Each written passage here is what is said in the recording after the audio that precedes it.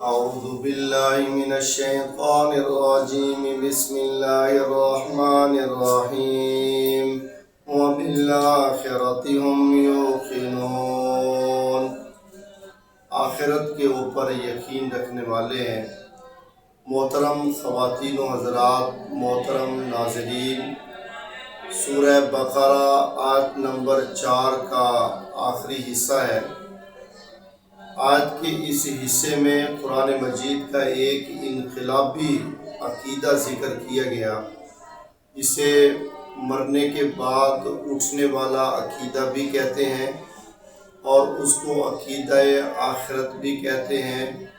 اور اس کو قیامت کے دن کے اور یوم آخرت کے نام سے بھی یاد کیا جاتا ہے۔ حضور اکرم صلی اللہ علیہ وسلم نے اپنی جماعت، صحابہ کرام اور اپنی امت کی تربیت اس نہج پہ کرنے کی کوشش کی ہے کہ ہماری تمام تر کاوشیں اور کوششیں اور ہماری تمام تر صلاحیتیں اور ہماری پوری کی پوری توجہ جو ہے وہ دنیا سے آخرت کی طرف جو ہے وہ لگ جائے۔ اور قرآن مجید نے بھی اس عقیدہ کو بار بار ذکر کیا ہے، جس سے پتہ چلتا ہے کہ اللہ اور اس کے رسول کی مرضی یہ ہے کہ یہ مرنے کے بعد اٹھنے والا جو عقیدہ ہے یہ ہمارے دماغ میں ہر وقت مستحضر رہنا چاہیے، اور وہ کسی بھی موقع پر ہمارے دل دماغ سے یہ غائب نہ ہو۔ اور قرآن و سنت پڑھنے سے پتہ چلتا ہے کہ ہمارے ایمان کو سب سے زیادہ سنبھالنے اور سنوارنے والی جو چیز ہے وہ عقیدہ آخرت ہے۔ چنانچہ حضرت ابو سعید خدری رضی اللہ تعالیٰ عنہ سے روایت ہے، حضور اکرم صلی اللہ علیہ وسلم نے اپنے بارے میں ارشاد فرمایا، میں اس فانی دنیا کی لذتوں سے کیسے فائدہ اٹھا سکتا ہوں جبکہ میں اپنی آنکھوں سے دیکھ رہا ہوں حضرت اسرافیل نے سور اٹھایا ہوا ہے، گردن جھکائی ہوئی ہے اور کان لگائے ہوئے ہیں، اور وہ اللہ کے امر کا منتظر ہے کہ کب اللہ کا حکم ہو اور وہ بغل بجائے اور یہ ساری کائنات تعمیر سے تخریب میں بدل جائے، کل من علیہ فان کا نقشہ جو ہے وہ بن جائے۔ تو حضرت اسرافیل کو جب میں اس پوزیشن میں دیکھ چکا ہوں تو میں دنیا کی فانی لذتوں سے کیسے فائدہ اٹھا سکتا ہوں۔ چنانچہ حضرت عبداللہ بن عباس رضی اللہ تعالیٰ عنہ سے شرح سنہ میں یہ روایت بھی نقل کی گئی ہے کہ بہت دفعہ نبی پاک صلی اللہ علیہ وسلم قضائے حاجت فرماتے، کرنے کے بعد پھر پانی آنے کا یا پانی تک پہنچنے کا آپ انتظار نہ کرتے، قضائے حاجت سے فارغ ہو کر فوراً آپ تیمم کرتے، پھر ہم کہتے کہ اللہ کے رسول پانی یہاں سے قریب ہے۔ آپ نے فرمایا کہ کیا خبر ہے اور کیا گارنٹی ہے اس بات کی کہ پانی تک میں پہنچ پاؤں یا پانی مجھ تک پہنچ پائے یا نہ پہنچ پائے، تو اس لیے میں یہ چاہتا ہوں کہ وقتی طور پہ تیمم ہو جائے اور پھر بعد میں زندگی نے اگر فرصت دی، موقع دیا تو پھر پانی سے وضو بھی ہو سکتا ہے۔ اور اسی طریقے پر حضرت عبداللہ بن عمرو بن عاص سے ترمذی کے اندر روایت ہے کہ میں اور میری والدہ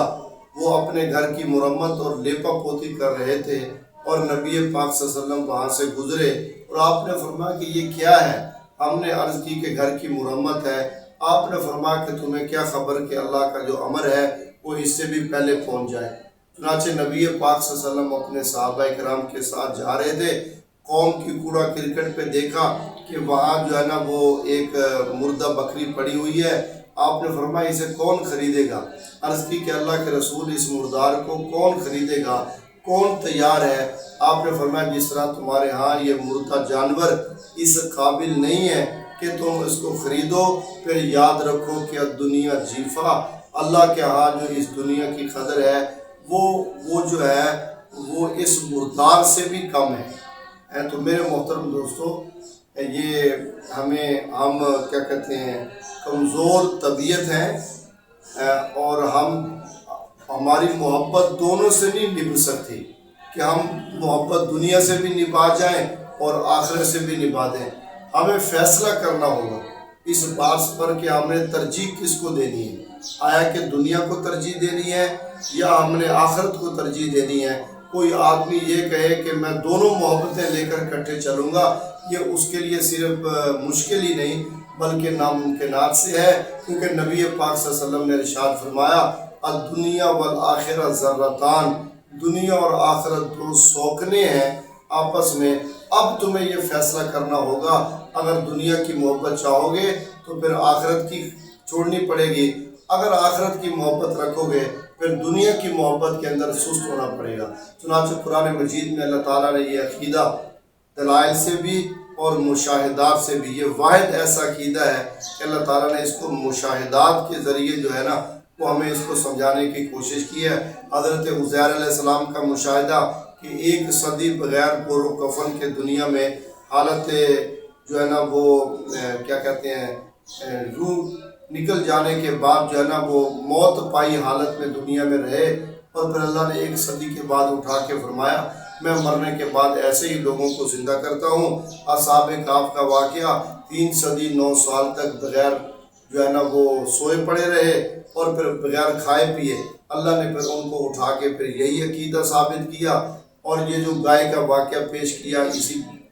آگے آ رہا ہے، تو اس کا نتیجہ بھی اللہ نے فرمایا جس طرح ایک گوشت کے لوتھڑے سے میں نے مردہ زندہ کیا، اسی طریقے پر قیامت والے دن تمہیں بھی میں مار کے زندہ کروں گا۔ حضرت ابراہیم علیہ السلام کا مشاہدہ بھی موجود ہے کہ انہوں نے بھی کئی پرندے لے کر ذبح کر کے ان کا گوشت اور قیمہ بنایا، اور پھر مشاہدہ کیا کہ اللہ تعالیٰ مردوں کو اسی طریقے پر زندہ کریں گے۔ اور پھر اس باس بعد الموت کے مرنے کے بعد اٹھنے والے عقیدے پر قرآن مجید نے 2 دلائل بکثرت دیے ہیں۔ ایک دلیل اللہ تعالیٰ نے فرمایا کہ جو انکار کرنے والے ہیں ان کو اپنا ماضی دیکھنا چاہیے، کہ وہ اپنا ماضی کے اندر جب اللہ تعالیٰ نے ان کو ایک قطرے سے پانی پہ ان کا نقش بنا کے تصویر بنا کے ایک وجود دے دیا تو تمہیں پھر دوبارہ پیدا کرنے پہ اللہ کیوں قادر ہے۔ اور دوسری دلیل اللہ تعالیٰ فرما رہے ہیں کہ تم بارشوں کے نظام پہ غور کرو، بارش جب اترتی ہے تو کیسے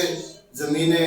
جو ہے نا وہ سرسبز و شاداب ہوتی ہیں، فصلیں کیسے جوان ہوتی ہیں اور پھر وہ کیسے پکتی ہیں، پھر ان کا پکنا اور کٹنا دیکھو۔ اسی طریقے پر اس کائنات کا بننا اور پھر اس کائنات کا مٹنا بھی فصلوں کے بننے اور کٹنے کی طرح جو ہے نا وہ تم اسی کے اوپر قیاس کرو۔ اگر وہی کسان جو فصل بوتا ہے پھر وہی ایک دن کاٹ دیتا ہے، اس کا بونا بھی عقل کے خلاف نہیں، اس کا کاٹنا بھی عقل کے خلاف نہیں، اسی طریقے پر اللہ تعالیٰ اس کائنات کا بنانا بھی عقل کے خلاف نہیں، پھر اس کا مٹا کے ختم کر دینا یہ بھی عقل کے خلاف نہیں ہے۔ تو اللہ تعالیٰ نے یہ عقیدہ بکثرت قرآن مجید کے اندر جو ہے وہ ذکر کیا۔ تو مومن اور مسلم کی شان ہے کہ وہ کسی بھی لمحے اس عقیدہ کو اپنے دل دماغ سے غائب نہ کرے، تاکہ اس کے عمل سنورے رہیں، اس کا ایمان دن بدن جو ہے وہ مضبوط ہوتا جائے، اور وہ دنیا کی ان فانی لذتوں سے وہ اچاٹ ہو کر اپنے دل کی توجہ آخرت کے اندر لگائے رکھے۔